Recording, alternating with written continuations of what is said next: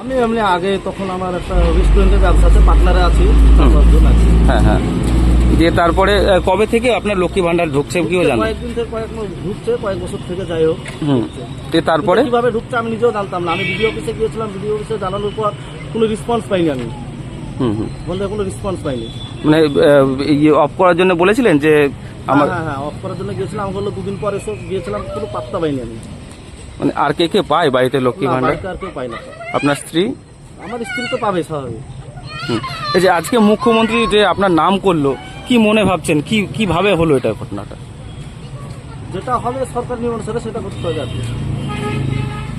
প্রায় কতদিন থেকে পাচ্ছেন মনে হচ্ছে, আপনার কতটা জানেন? 2 বছর থেকে এরকম হবে, 2 বছর 1.5 বছর। কিভাবে ঢুকেছে আমি নিজেও জানি না, কিভাবে ঢুকেছে আমি নিজেও জানি না। অ্যাপ্লাই কিভাবে হয়েছে, অ্যাপ্লাই তাও জানি, আমি তো অ্যাপ্লাই করিনি। মানে যে অ্যাপ্লাই না করেও পাচ্ছেন, মানে এর জন্য কার কাছে গেছিলেন?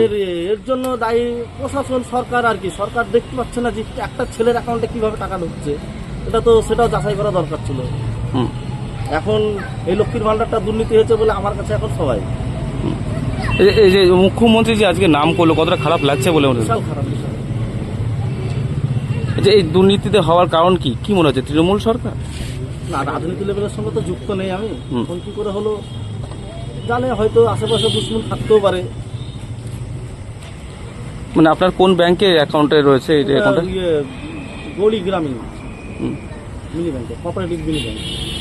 কখন জানতে পারলেন যে আপনার অ্যাকাউন্টে টাকা ঢুকছে বা লক্ষ্মী ভান্ডার ঢুকছে? আমি জানতে পেরেছিলাম, সঙ্গে সঙ্গে জানতে পেরেছিলাম আর কি। আমি যখন আপডেট করি প্রায় মাঝে মধ্যে, তখন আমি যাওয়ার পর তখন ব্যাংকেও কিছু বলে না আমাকে আর কি।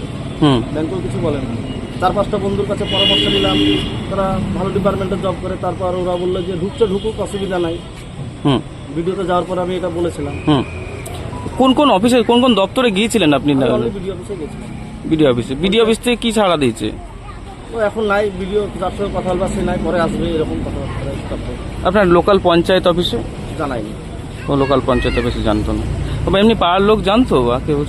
না, জানি না সেরকম। মানে কি চাইছেন যে আজকে মুখ্যমন্ত্রী আপনার একবারে পুরোপুরি আপনার নাম করলো, এবার নাম করার পরে এর মধ্যে তো কোনো সাজেশন এটা যদি যাচাই করে দেখতে যায় তো মনে হয় 45% বা 40% আছে এরকম। কি চাইছেন এখন? মুখ্যমন্ত্রী সাহেব যেটা বলেছে এটা পুরো আমাকে উল্লেখ করে, এটা যদি যাচাই করে পুরো পশ্চিমবাংলায়, তো এটা সবারই মনে হয় 40% পেয়ে যাবে আর কি। এরকম হতে পারে সম্ভাবনা।